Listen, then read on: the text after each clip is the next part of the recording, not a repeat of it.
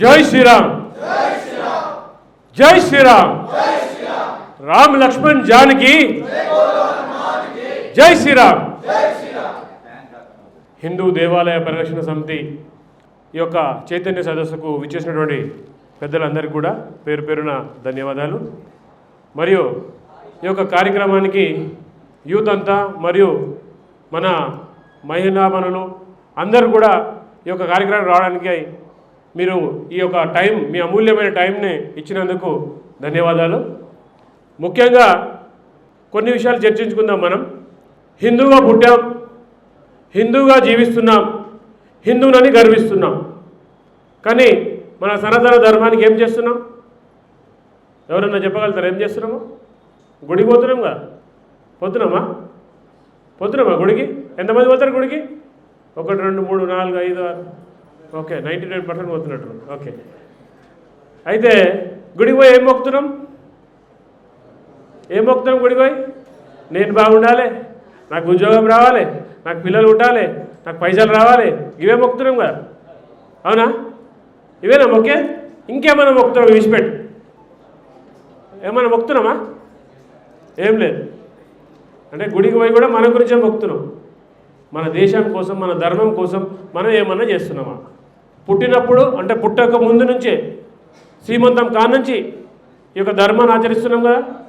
శ్రీమంతం అవుతుంది మన సనాతన ధర్మమే, పుట్టితే 21 మన సనాతన ధర్మమే, పుట్టిన తర్వాత పుట్టినరోజు మన సనాతన ధర్మమే, పెళ్ళి మన సనాతన ధర్మమే, తర్వాత చనిపోయినప్పుడు కూడా మన సనాతన ధర్మమే, అయిపోయినాక కూడా సంవత్సరికం మన సనాతన ధర్మమే, మన తాతల కానుంచి. మరి మనం ఏం చేస్తున్నాం? ఈ దేవాలయంలో దొంగలు పడారంటే పోతున్నామా? మనకెందుకు? ఎవడో వచ్చింది, ఎవడో పోయిండు. కాబట్టి ప్రతి ఒక్కరూ మన కర్తవ్యం ఏంటంటే దేవాలయ పరిరక్షణ ప్రతి హిందూ కర్తవ్యము, హిందూగా పుట్టిన ప్రతి ఒక్కరి కర్తవ్యము. కాబట్టి దేవాలయాల్లో జరుగుతున్న అవకతవకల విషయమే కానీ, ఎక్కడ దేవాలయంలో మన ధర్మం విషయంలో అవకతవకలు జరుగుతున్న విషయంలో కానీ మనం ముందుండాలా. మన బాధ్యత అది. హిందూగా పుట్టినందుకు మాత్రమే, అన్య మతంలో పుట్టితే మనం అడగం కదా. హిందూగా పుట్టినాం కాబట్టి మన బాధ్యత ఏంటంటే దేవాలయ పరిరక్షణ, ధర్మ పరిరక్షణ, ఇది మన బాధ్యత. కాబట్టి ప్రతి హిందువు కూడా, హిందువు పుట్టిన ప్రతి ఒక్కరు కూడా మన దేవాలయంలో జరిగే అవకతవకల విషయంలో కానీ, ఒక చిన్న ఉదాహరణ చెప్తాం మీకు కొన్ని విషయాలు. దేవాలయం వెళ్తాం, దేవాలయం పెద్దలు చెప్పారు మనకు, దేవాలయం హిందువులదే కానీ వ్యాపార కేంద్రంగా మారింది. మన దేవుని మనం మొక్కాలంటే టికెట్ పెట్టుకొని పోవాలి. కానీ ఎండోమెంట్ రూల్స్లో ఏం చెప్తుంది? ఖచ్చితంగా ధర్మదర్శనం ఉండాలి, అంటే ఉచిత దర్శనం ఉండాలి, అది నిరంతరం ఉండాలి, అది రాజమార్గంలోనే ఉండాలి, అంటే ఎదురుగానే ఉండాలి. ఉంటుంది ఉచిత దర్శనం, అట్లా తిరిగి రాపో అంటారు, పోయి చుట్టూ తిరిగి రాపో అంటాడు, టికెట్ పెట్టుకుంటే చక్కగా పంపిస్తాడు. కాబట్టి మన దేవాలయాల్లో మనము మన ధర్మం గురించి పోరాడాలి, ప్రశ్నించాలి. ప్రసాదం తీసుకోవాలంటే పైసలు పెట్టాలి, అవునా? 5 రూపాయలు పులిహోర ప్యాకెట్, 10 రూపాయలు పులిహోర ప్యాకెట్, లడ్డు కొంటే 30 రూపాయలు. ఎవడు పట్టుకున్నాడు లడ్డు? నేను మనం అడిగాం, మాకు లడ్డు కావాలి గుడికి పోతాను, అడగలే కదా. కానీ దీన్ని వ్యాపార కేంద్రంగా, ప్రసాదాన్ని కూడా విక్రయిస్తూ వ్యాపారంగా మారుస్తున్నారు. ప్రసాద వితరణ దేవునికి నైవేద్యం పెట్టిందో ఫ్రీగా పెట్టాలి, అందరికి ఉచితంగా పెట్టాలి, అవునా? కాబట్టి ఇట్లాంటి విషయాలలో మనము యువతంతా కూడా ప్రశ్నించినప్పుడే అక్కడ ఉన్నటువంటి అధికారులు, అరే అందరూ ప్రశ్నిస్తున్నారు, మనం ఎందుకు మార్పు రావద్దు? ఇప్పుడు గతంలో మేము చేసిన కార్యక్రమం ఒకటి చెప్పారు. ఏమని చెప్పినారంటే, గుడిలో మనము ఇట్లా టికెట్ మీద దేవుని బొమ్మ పెడితే నాకు అది చూసినప్పుడు అనిపించింది, చెత్తబుట్టలు వాడేస్తారు, చింపి చెత్తబుట్టలు వాడేస్తారు, బాధ అనిపించింది. పోయినా ఈవో కంప్లైంట్ చేసినా, కమిషనర్ కంప్లైంట్ చేసిన తర్వాత అక్కడ వాళ్ళు నిర్ణయం తీసుకొని తీసేసారు. ఒక్కటే కాదు, మొత్తం ఎండోమెంట్ యాక్ట్లో మొత్తం ఎక్కడ కూడా ఆ బొమ్మలు పెడతలేరు, ఇప్పుడు ఓన్లీ పేరే పెడతారు. అంటే సాధించినాం కదా. కాబట్టి నేనేమంటున్నానంటే, మనకు ఏదైనా తప్పు జరుగుతుంది అనుకున్నప్పుడు ఖచ్చితంగా మనం ప్రశ్నించాలి. ప్రశ్నించకుంటే ఇక్కడ ఏమీ జరగదు. అడగంది అమ్మాయినా అన్నం పెట్టదంటారుగా.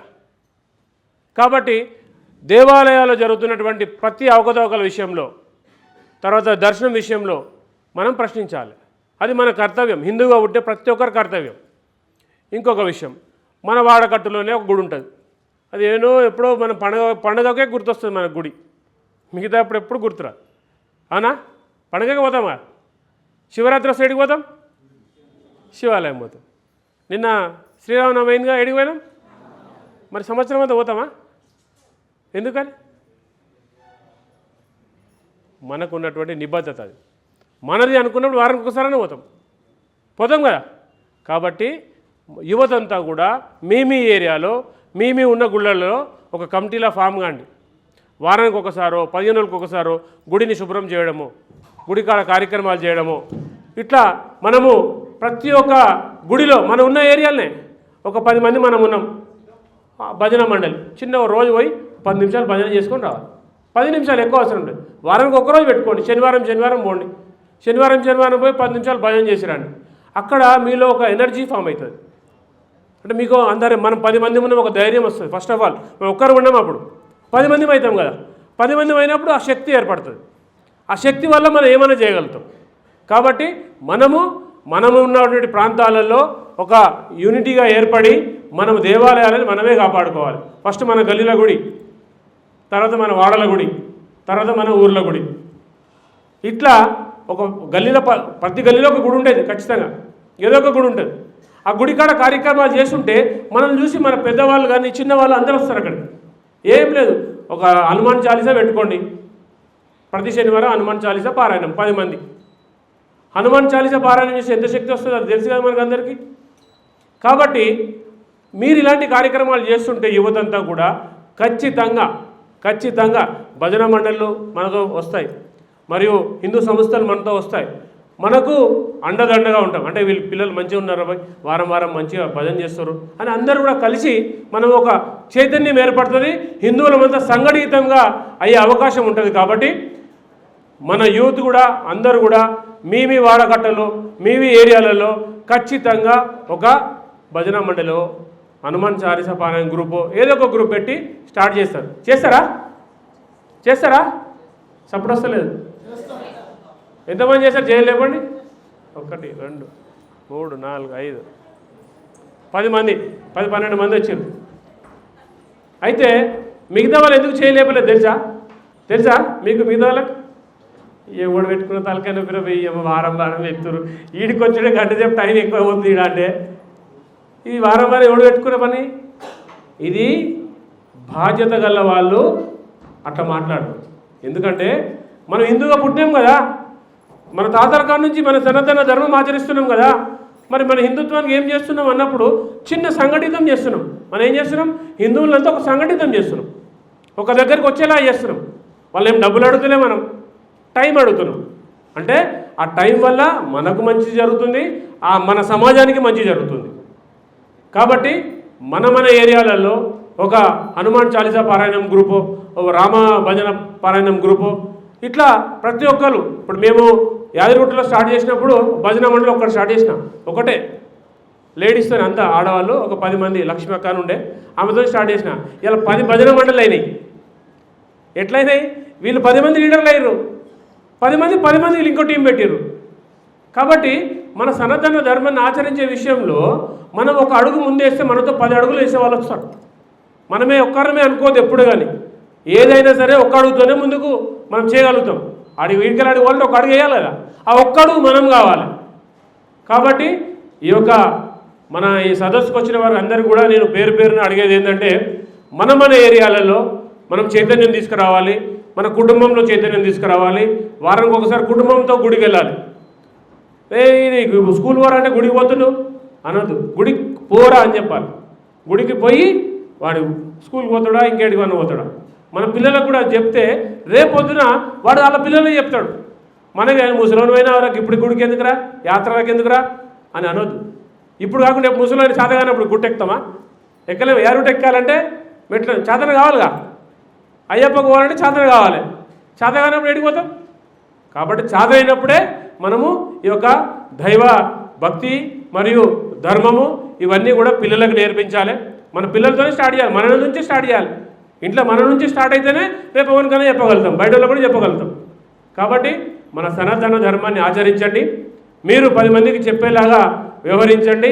ఈ ధర్మరక్షణ అనేది ప్రతి హిందూ కర్తవ్యం. కాబట్టి ఈ సదస్సుకు వచ్చిన అందరూ కూడా పేరు ధన్యవాదాలు తెలుపుకుంటూ ముఖ్యంగా హిందూ దేవాలయ పరిరక్షణ సమితి ఈ యొక్క నల్గొండ విభాగానికి మేము ధన్యవాదాలు తెలుపుతున్నాం.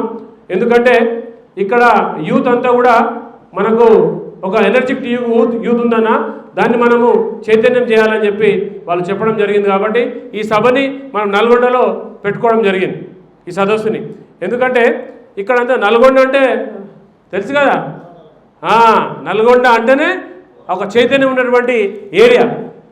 నల్లగొండరా ఉందిగా, మన పాటలు వింటున్నాం కదా, అన్నీ స్టార్ట్ అయింది ఇక్కడ నుంచే, మూలం మనమే. కాబట్టి నల్గొండలో ఆ ఎనర్జీ ఉంది. ఇది మొత్తం జిల్లాకి రాష్ట్రానికి వ్యాప్తించాలి. పెద్ద పెద్ద లీడర్లంతా మన నుంచే, విప్లవం పుట్టింది కూడా ఈడకేంచే. ఎందుకంటే మన ఆ రక్తంలో అది ఉంటుంది. కాబట్టి మనము ఈ యొక్క ధర్మ పోరాటంలో ఇక్కడ నుంచి ముందుకెళ్ళాలి. యూత్ అంతా కూడా ఎన్నం అయిపోయింది, ఇంటికి పోయినాం, మర్చిపోయినాం అనకుండా మీ స్థాయిలో ఒక 10 మందితోని ఈ కార్యక్రమాలు చేయండి. జై శ్రీరామ్, భారత్ మాతాకి జై.